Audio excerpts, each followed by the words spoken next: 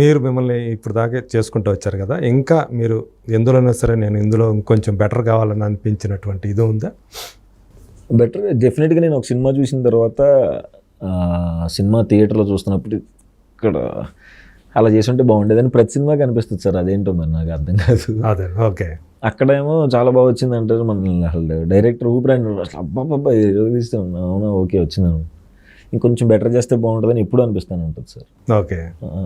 ఇప్పుడు ఈ అంబాజీపేట కూడా అలా అనిపించింది, ఎందుకంటే అంబాజీపేట కూడా అనిపించింది. ఒక ఇద్దరి పాత్రలు శరణ్యను మీరు ఇద్దరు కూడా చాలా బలమైన పాత్రలు ఇద్దరు కూడా. ఇంకా చెప్పాలంటే మీ దానికంటే కూడా శరణ్య గారు చేసింది ఇంకా ఎఫెక్టివ్ అనిపించింది. ఆమె కూడా చాలా బాగా చేశారు. అవును, అందులో చేసిన యాక్టర్స్ అందరూ ఫెంటాస్టిక్ పర్ఫార్మర్స్ సార్. అవును, మీరు ఎటు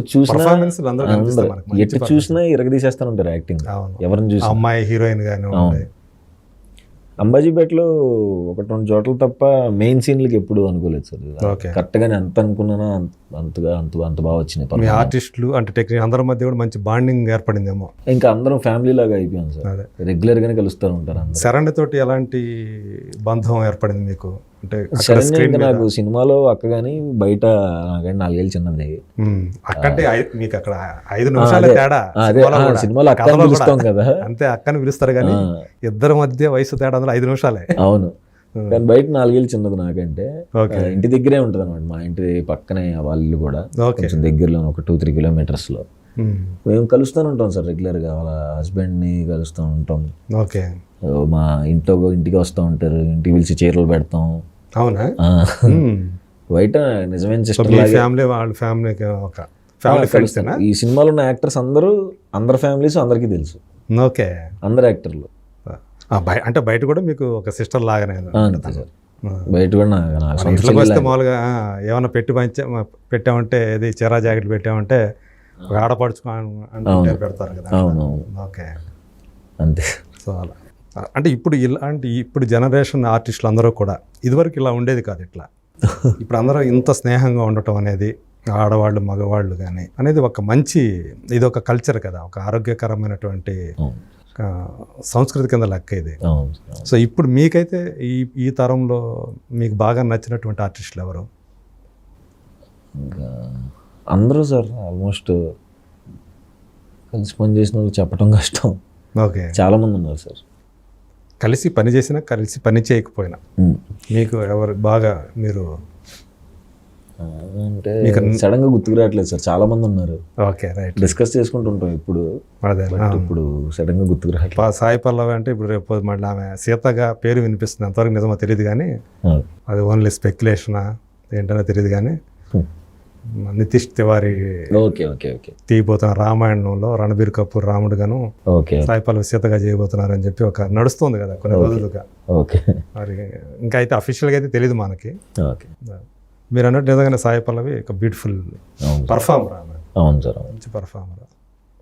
ఇష్టపడిన వాళ్ళు ఎవరు సాయి పల్లవి ఆబ్వియస్లీ. సరే, ఇంకా మహేష్, వెంకటేష్, చిరంజీవి ఇట్లాంటి వాళ్ళతో కూడా స్క్రీన్ స్పేస్ చేసుకోవాలని అట్లా సైంధవ్లో ఉండేది కానీ అవకాశం, బట్ కుదరలేదు లాస్ట్ మినిట్లో. యాక్చువల్గా ఉండాల్సిందే మీరు. చిన్న క్యారెక్టర్ ఒకటి మంచి ఇంపార్టెంట్ ఒకటి చేద్దాం అనుకున్నాం, కుదరలేదు. బట్ చెయ్యాలని అయితే డెఫినెట్గా ఉంటుంది కదా సార్, అలాంటి వాళ్ళతో చెయ్యాలని ఉంటుంది, ఖచ్చితంగా చేస్తానని అనుకుంటున్నాను సార్ ఫ్యూచర్లో. పుష్పలో కూడా అట్లాగే మీకు పోయింది కదా, యాక్చువల్గా తను జగదీష్ చేసిన క్యారెక్టర్ మీరు చేయాల్సింది అనుకుంటా కదా. అవును సార్, బట్ అంటే మనకి యాస వల్ల దేనివల్ల మరి ఎందుకు సెట్ అవ్వాల. అదే టైంకి కలర్ ఫోటో కూడా జరుగుతుంది అనమాట, సో పూర్తి కాన్సన్ట్రేట్ చేయలేకపోయాను. ఓకే. ఆడిషన్లో మిస్ అయింది. ఆడిషన్ చేశారు కదా యాక్చువల్గా? ఆడిషన్ చేశాను సార్, 2-3 ఆడిషన్లు చేశాను. సుకుమార్ కలిసారా? కలిసాను సార్ ఆడిషన్లో. ఆడిషన్ ముందు ఆయన మాట్లాడారు. ఓకే. అప్పటికి మజిలీ వచ్చింది. అదేలే, ఇప్పుడైతే మరి ఎట్లా ఉండేదేమో కానీ ఆయన మాట్లాడతారు సార్. ఇప్పుడు ప్రసన్నవదనం సుకుమార్ సార్ వాళ్ళ అసోసియేట్ డైరెక్టర్. ఓకే. ఆయన క్లాప్ కొట్టారు సుకుమార్ సారే. చాలా బాగా మాట్లాడతారు సార్ ఆయన. చాలా అది తప్పిపోయినా మీరు తర్వాత హీరో అయ్యారు. సో రేపు మరి ఏం జరుగుతుందో ఎవరో చెప్పలేము కదా. అదే, సో మీరు అంటే ఆబ్వియస్లీ సుహాస్ ఈరోజు మంచి పర్ఫార్మర్ అని పేరు వచ్చిన తర్వాత పెద్ద డైరెక్టర్ల నుంచి కూడా మీకు మంచి పాత్రలు వచ్చే అవకాశం ఉంది కదా. అంటే హీరోనే చేయాలి అట్లా అని అనుకున్నారా, లేకపోతే మంచి క్యారెక్టర్స్ డెఫినెట్గా చేయాలని ఉంటుంది సార్. బట్ నేను అంటే బాగా ఇంపార్టెన్స్ ఉంటే తప్ప చేయకూడదని సార్. సపోజ్ ఇప్పుడే పుష్ప ఉంది, అలాంటి క్యారెక్టర్ వస్తే చేస్తారా? అంటే అడగరు సార్. ఇంకా అడగరు అంటారా? అంటే హీరో అయిపోయాడు కదా, ఇంకా మంచి క్యారెక్టర్లు ఉంటేనే పిలుస్తారు సార్. వాళ్ళు కూడా మంచివే చేయని వాళ్ళే చెప్తూ ఉంటారు సార్. సో మంచి ఉంటేనే పిలుస్తారు వాళ్ళు కూడా. ఓకే. మీలో కూడా ఒక రైటర్ ఉన్నాడు కదా. అయ్యో సార్, నాకు ఉంది సార్, డైరెక్టర్ అవుదామని ఉంది, కానీ మా డైరెక్టర్ని చూస్తుంటే యాక్టింగ్ బెస్ట్ కదా అనిపిస్తుంది. ఆల్రెడీ షార్ట్ ఫిల్మ్స్ అవి చేసి ఉన్నారు కదా. ఉంది సార్, మీరు కథలు ఉన్నాయి, మీ సొంత కథలు రాసుకుంటాను ఇప్పుడు ఎవరికి తెలియదు అంతే. ఇంట్లో వాళ్ళకి మాత్రమే తెలుసు. అసలు తెలియదు సార్, ఇంట్లో వాళ్ళకి అంటే వైఫ్కి తెలిసిద్ది, బట్ దాన్ని డెవలప్ చేసే అంత టైం లేదు. ఓకే, కానీ ఎప్పుడో ఏదో ఫ్యూచర్లో అయితే చేయాలి సార్, ఒకటి చెయ్యాలని ఉంది. చేస్తూ మీ కథతోనే చేస్తారు అంతేగా? నాకు కథ చెప్తే నాని అని పెట్టుకుని చెయ్యాలని డ్రీమ్, కోరిక. తనని డైరెక్ట్ చేయాలని. సూపర్. ఓకే, నాని హీరోగా, సుహాస్ కథా దర్శకత్వం, స్క్రీన్ ప్లే కూడా కథా స్క్రీన్ ప్లే మొత్తం చేస్తే చేయాలని. బట్ డైలాగ్ వర్షన్ సహా అన్ని. ఓకే, బట్ ఇప్పుడు పరిస్థితులు దర్శకత్వం అన్ని అసలు రైటింగ్ సైడ్ నుంచి అన్ని అనుకున్నాను, కానీ ఏమో సార్ తెలియదు ఎందుకు నానితోనే చేయాలని. అంటే ఏమో సార్, నేను అనుకున్నప్పుడు ఫస్ట్ అదే పేరు అనుకున్నారా?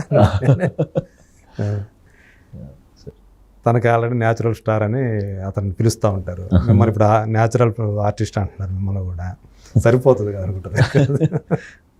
లేదు సార్, బట్ ఇప్పుడు నాకు తెలిసి కుదరదేమో అనుకుంటున్నాను సార్. బట్ చెయ్యాలని అయితే ఉంది, కానీ బట్ ఎప్పటికి వీలవుతుందో ఏంటో.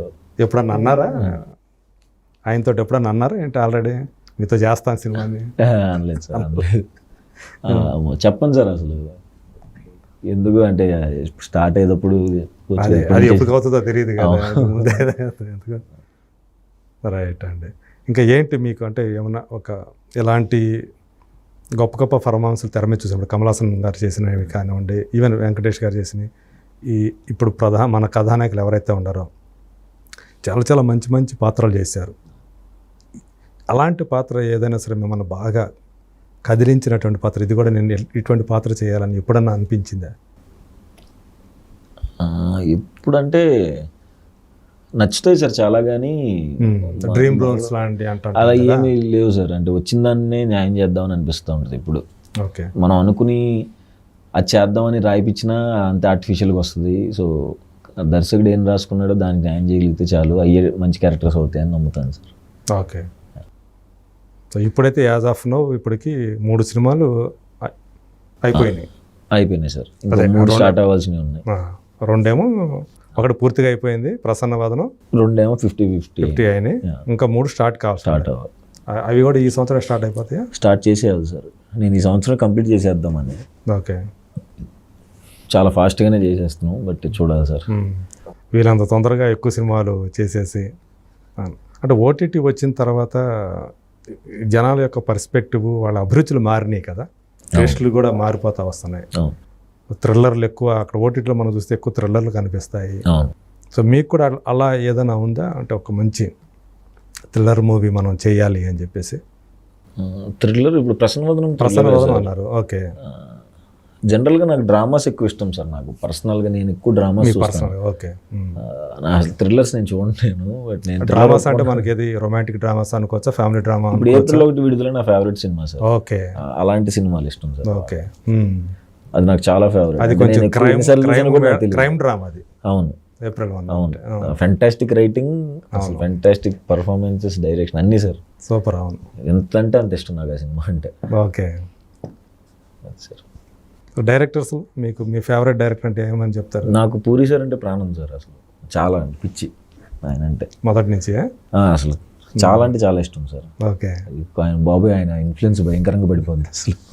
ఆయన పాడ్కాస్ట్లు వింటున్నప్పుడు కూడా అన్నీ ఫాలో అవుతుంటారు పాడ్కాస్ట్లు? నేను చాలా వేరే వచ్చిందంటే ఫస్ట్ వినాల్సింది అది.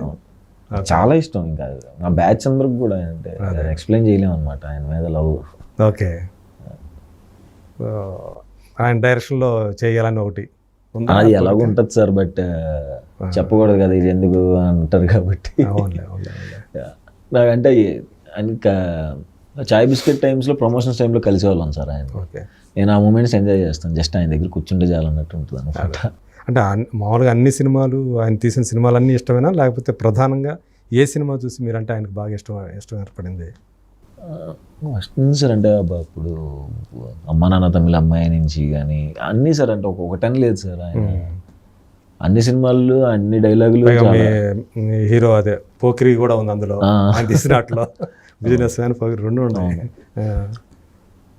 బాగుంటే ఇష్టం సార్ ఆయన సినిమాలో, బయట పర్సనల్గా ఇష్టం. అవునా? పర్సనల్గా కూడా కలిసాం మేము చాయ్ బిస్కెట్లో ఉన్నప్పుడు ఆయన్ని ఆఫీస్లో. చాలా బాగా మాట్లాడతారు, చాలా నేర్పిస్తారు. ఓకే, హీరో అయిన తర్వాత కలిసారా? లేదు సార్, కలవలేదు. ఓకే, కాకపోతే వాళ్ళు పిల్లలిద్దరు, ఆకాష్ గారు కానీ తను కానీ, వాళ్ళు ఇన్స్టాగ్రామ్లో ఉంటారు సార్, మాట్లాడుతూ ఉంటారు. ఆకాష్ గారు ఇప్పుడు కలిసినా మాట్లాడతాను. అవునా? ఓకే, వాళ్ళు అసలు చాలా బాగా మాట్లాడతారు సార్. మా ఫాదర్ ఇది అన్నట్టు అసలు ఉండదు వాళ్ళకి. తను కూడా, ఆకాష్ కూడా చాలా, అవును సార్, చాలా డౌన్ టు ఎర్త్ గానే ఉంటాడు. అవును, అవును. అబ్బాయి చిన్నప్పటి నుంచి అట్లా అలాగే ఉన్నాడు అబ్బాయి, అలాగే. మా ఫాదర్ ఇది అన్నట్టు ఏం ఉండదు సార్ వాళ్ళకి, చాలా గ్రేట్. సినిమా అంటే పిచ్చి అబ్బాయికి చిన్నప్పటి నుంచే. అవును సార్, అదే అందుకంటే దీని మీద ఎక్కువ ధ్యాస, సినిమా మీద ధ్యాస అబ్బాయికి. మేము కూడా చిన్నప్పటి నుంచి చూస్తూ ఉన్నాం కదా అబ్బాయి, చిన్నతనం నుంచి. రైట్. చాలా అంటే ఆ జర్నీ ఏదైతే ఉందో మీది, చాలా క్యూట్ జర్నీ అని చెప్పాలి. సో ఒక అబ్బాయి, విజయవాడ అబ్బాయి ఇక్కడికి వచ్చి సినిమాల్లో షార్ట్ ఫిల్మ్లు తీసుకుంటూ ఇలా ఈరోజు అంటే తను ఏదైతే చేయాలనుకుంటున్నాడో అవన్నీ చేసేస్తున్నాడు ఇప్పుడు. చేసేస్తూ హీరోగా అయిపోయి ఈరోజు మమ్మల్ని ఎట్లా అంటే ప్రేక్షకులకి ఒక మంచి సినిమాను అందించడమే కాకుండా మంచి పర్ఫార్మెన్స్లు ఇస్తున్నాడు. Thank you sir. అందుకు మీకు కంగ్రాచులేషన్ చెప్తూ, థ్యాంక్ యూ సో మచ్. మీ ఫ్యూచర్లో ఇంకా మంచి మంచి సబ్జెక్టులు, మంచి మంచి పాత్రలతోటి మమ్మల్ని ఎంటర్టైన్ చేయాలని చెప్పేసి, థ్యాంక్ యూ సార్, మంచి పేరు సంపాదించుకోవాలని. Thank you so sir. హీరోగా అని చెప్పను, బట్ ఆర్టిస్ట్గా సుహాస్ ది బెస్ట్ అనిపించుకోవాలని మనస్ఫూర్తిగా కోరుకుంటూ. Thank you so much Suhas. Thank you.